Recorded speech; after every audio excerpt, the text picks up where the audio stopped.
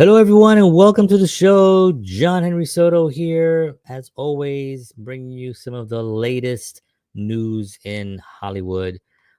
So basically, just grab a cup of coffee, and we're going to catch you up on the latest industry happenings before your first meeting. So, first up, we're going to be looking at the box office numbers. Good morning, everyone. Hope you're doing well out there. We are live right now, John Henry Soto Show. And as I mentioned, we're going to be talking about some of the box office numbers. Now, audiences right now, they're waiting for that Avatar, James Cameron film to come out. We're going to be talking about Superman. We're going to talk about Warner Brothers. We're going to be talking about DC Comics. And of course, we're going to be talking about this whole idea that superhero fatigue is a thing. Is it a thing? Well, Superman has really proven that wrong. And we have another film, superhero film, coming out on Friday, which is Fantastic Four. So that's going to be really interesting. Now, audiences are waiting for Avatar 3 with James Cameron. Apparently, decided to squeeze out a little side project, directing a 3D Billie Eilish concert film. The master 3D cinematographer is capturing her 4-night Manchester run with Billie Eilish, with Eilish teasing the announcement mid-show Saturday night. Cameron was reportedly in the venue scouting angles, and Eilish even warned fans should be wearing the same costume all 4 nights for continuity. Hope you all had a great weekend. So let's get started here. We're gonna be doing the box office numbers first, and Warner Brothers wins the weekend and the year so far. Actually, Warner Brothers is doing pretty well this year, and Superman seems to be saving the day because as of last week we were down from last year as far as a gross income. So let's go over some of the numbers here. We're gonna go down to 10, and we're going to start at 10. So at 10 is 28 years later, is still on the top 10. That's pretty good. 3 point It went 1.3 domestic million dollars, and 68 domestic, and 145 globally. Lilo and Stitch is still on the top 10. It's in week number 9, 1.5 million domestic, 418 domestic total, and $1 billion globally. Now, Lilo and Stitch, as you already know, it's not a new thing. It's been around, and now they made this film. And do you think there'll be a sequel? If this one made $1 billion, I guarantee you that there'll be another live action remake coming in the next year or so. Number 8, we have ILO, which is 2 million domestic weekend, 68 million domestic total, and 152 global. Eddington opening, it opened new at number 7. So it's a Western starring Joaquin Phoenix and Pedro Pascal. Splits audiences with a C plus cinema score.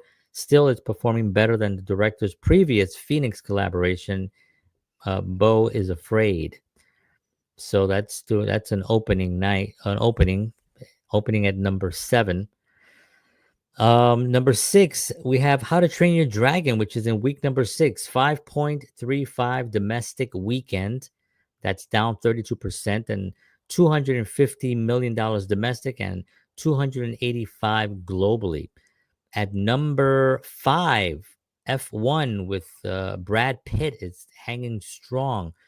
It's in its 4th week with a 9.6 million domestic weekend. That's down 26%, and $153 million domestic total. Globally, $460 million globally. So that's continue to do well. Now we have a new opening film here, The Smurfs. The Smurfs opened at number 4 with $11 million domestic, $36 million global, and Paramount's Rival, featuring Rihanna, couldn't recapture the magic of the 2011's original, which had a $35 million opening. The Smurfs franchise, I don't know why they keep doing these. from 2011, which it did pretty well. Uh, a franchise low B plus cinema score suggests audiences aren't feeling very smurfy about this one. So number three, I Know What You Did Last Summer. That's a new film opening up this past weekend. $13 million domestic, $24 million globally. Despite bringing back Jennifer Love Hewitt and Freddie Prinze Jr., this marks the lowest opening in the franchise's history. I think people are kind of tired of that franchise, unfortunately, because Jennifer Love Hewitt and Freddie Prinze Jr. are always good in whatever they do. Number two, Jurassic World Rebirth. It's a week number three. 23.4 domestic weekend. That's down 42%. $276 million domestic globally and $647 million globally. It celebrates crossing its 600 million worldwide with the best third week hold in the franchise's history. So that's pretty good. And drum roll. I think we all know what's number one. Number one this weekend was Superman. Superman on its second week now. Um, it's at $57 million domestic and $237 million domestic total and $407 million globally. So James Gunn's reboot is showing serious staying power with a significantly better hold than Man of Steel in 2013.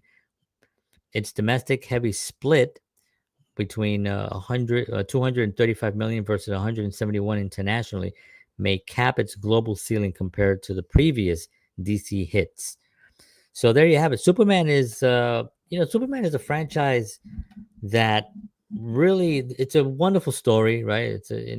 Unless they change. I haven't seen this one yet, but I've heard, I've read a lot about it, and I have friends on both sides of it.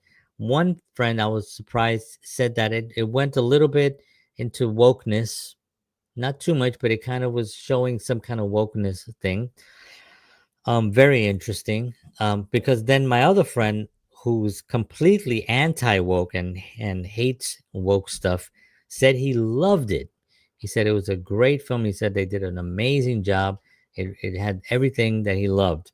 So I was like, wow, that's really interesting. So I'm gonna check it out and see exactly what the deal is with it. But very, very interesting. Now, Superman has been around for a very, very, very long time. The franchise started back in the 40s, believe it or not. We had George Reeves was one of the first television Supermen, and his Superman was interesting. I always loved it growing up as a kid. Of course, I didn't. I was no, I'm not that old, but on the reruns that we watched, watching Superman was always great, and he was all over the place. And George Reeves was really great. And then of course Christopher Reeves, which I still think is the best Superman of all time. Really elevated the franchise. They had new technology back then. This is one of the reasons why I think a lot of these superhero films need to really work on story, because that genre really focuses a lot on special effects and fighting and a lot of blowing up of whatever city they're in, right? Um, and the story sometimes is pretty simple. Bad guy, get the bad guy. Bad guy wants to take over the world. He has a device and he's going to blow up the world, and the heroes have to kind of save it. Well, if they get a little bit more involved with their storylines, maybe they have a better chance of actually a little bit more longevity on that, because the technology, everyone has access to it now, and we as consumers have been sort of spoiled into watching these films because we can see now everything is CGI, and we understand, whoa, that's cool, but we've been desensitized to the actual work of it. So it's not as special as it was before. It's not as wild. Now, when we're watching Superman in 1979 or 78 or 79, that was a revelation. Just seeing him smoothly take off and fly from the balcony after he was talking to Lois Lane and wave, and then him grabbing the cat off the tree and coming down. It was so smooth that we were like, how do they do that? As kids. And it was just an amazing, it was just, they had groundbreaking technology back then, and it really surprised everyone. And I think today it's harder and harder to surprise people. And now that AI is here, what can you possibly do that's going to surprise audiences?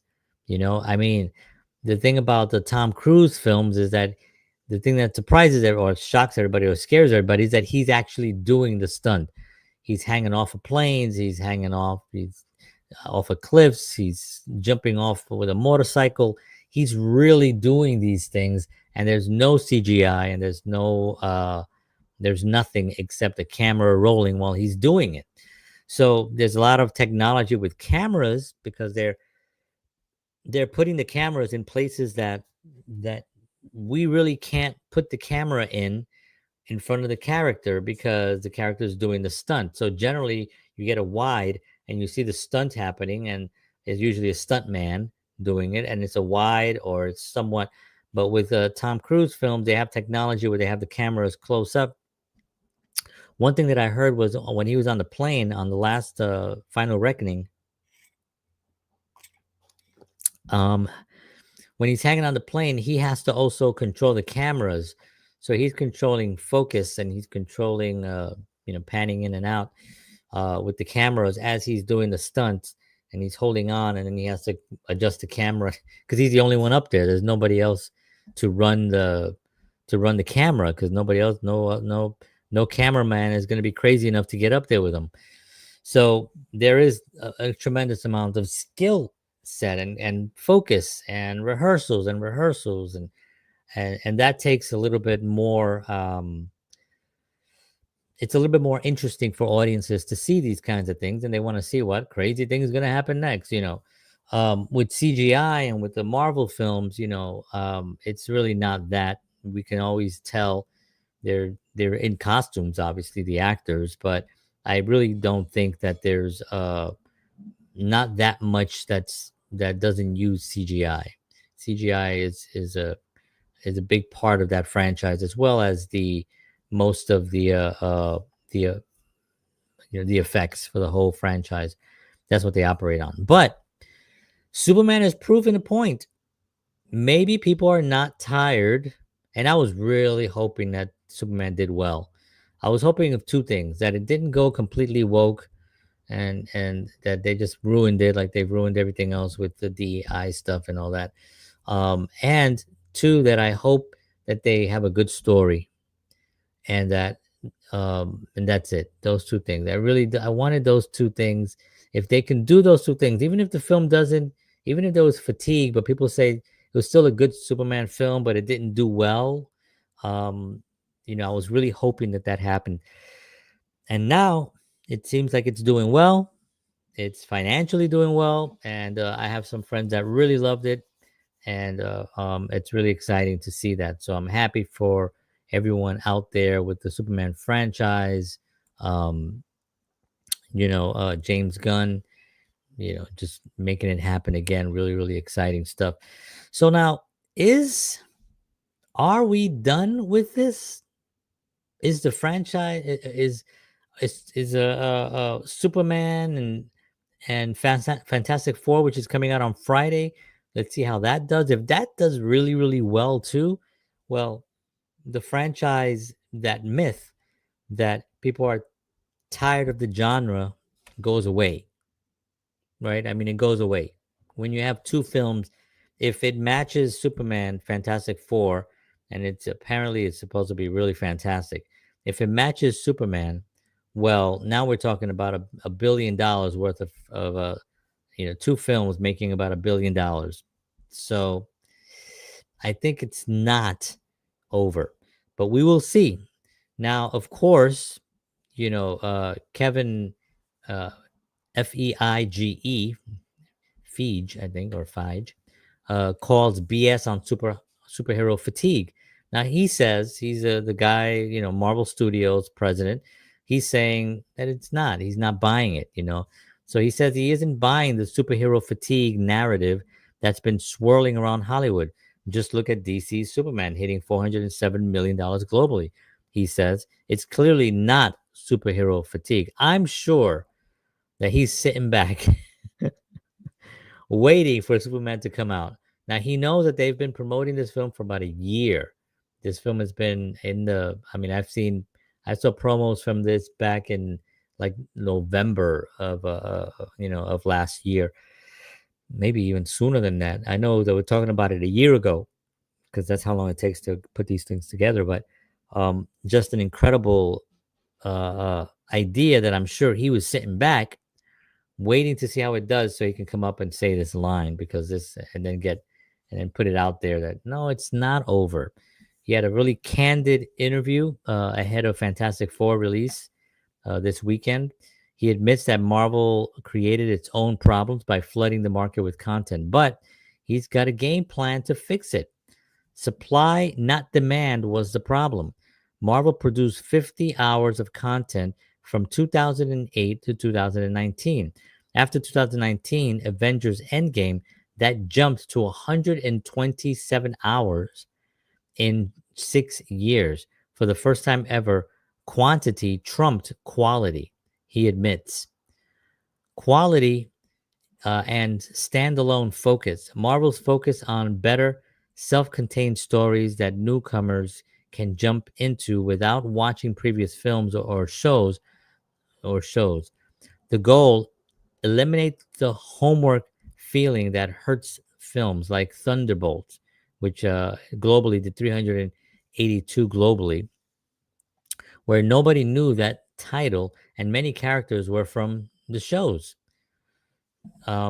Budget engineering. Marvel's slashed budgets by roughly a third from 2002 to 2023 levels. Marvel studied Garth Edwards, the creator, which looked like a $200 million blockbuster, but only cost $80 million. And his team met with Edwards' crew to learn efficiency tactics. I think this is going to be more of a popular thing moving into the future here because now there's so many there's a lot of productions happening, people. By the way, if you're an actor or a filmmaker, really hang in there, really get in, learn about what's happening because there is a lot of work coming. There's a lot of studios opening up. There's a lot of productions being done. The industry is alive. It's doing well. I know Hollywood is going through a little struggles right now, but nobody wants Hollywood to fail. Hollywood needs to succeed. It needs to do well.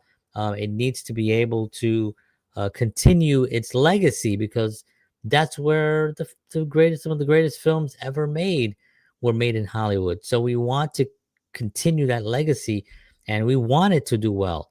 Now I think they've learned their lesson about which direction to go in and what story to tell and trying to push narratives that just didn't work. And it was on and on and on of content failing.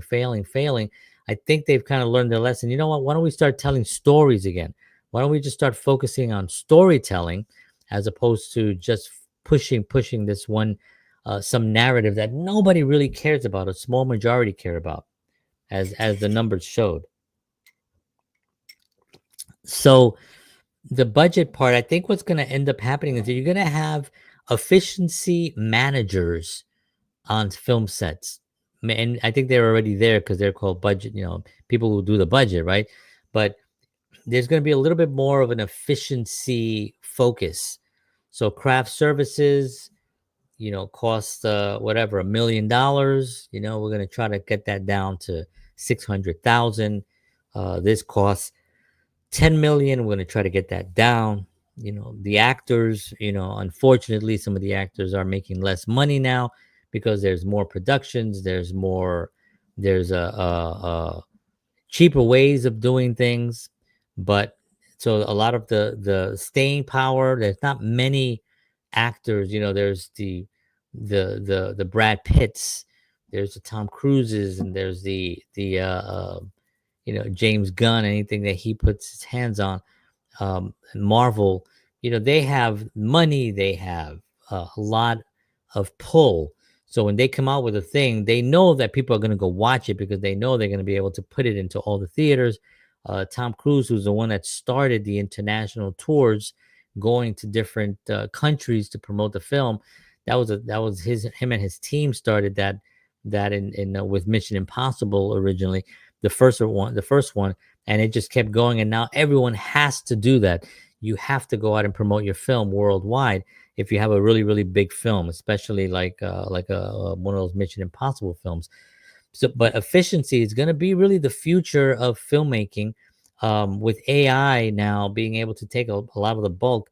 A lot of the AI, programmers or prompters, I should say, um, are the most money that goes into it is the systems, because it costs a lot of money to run these big massive computers that can really generate and that can render these prompts at such a high speed and high level, because they look really really really great.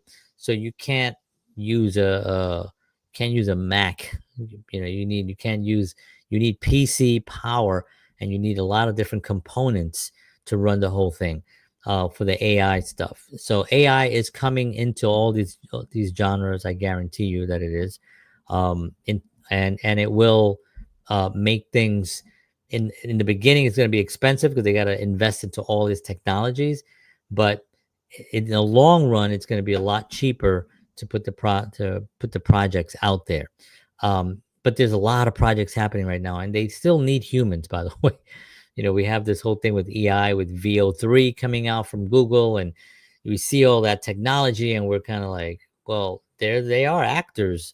You can make them look exactly the way you want. You can tweak this, tweak that, make them say whatever you want, and now you have an actors. But they haven't been able to capture humanity, the human spirit, and they never will, because it's just not the technology that can do that.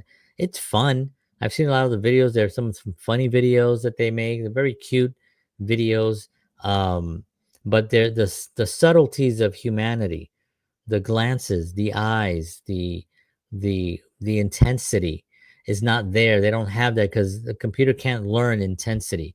It can type in "be intent" and it's going to be like, it's not. It doesn't understand to just give a look. Like how would you prompt Anthony Hopkins in Silence of the Lambs when he's standing there? He's gonna be like this. The prompt's gonna be like, because it's gonna say "be menacing," standing. It's gonna be. It's not gonna understand that Anthony Hopkins was just standing there. Hello, Clarice. It's just not gonna be the same intensity.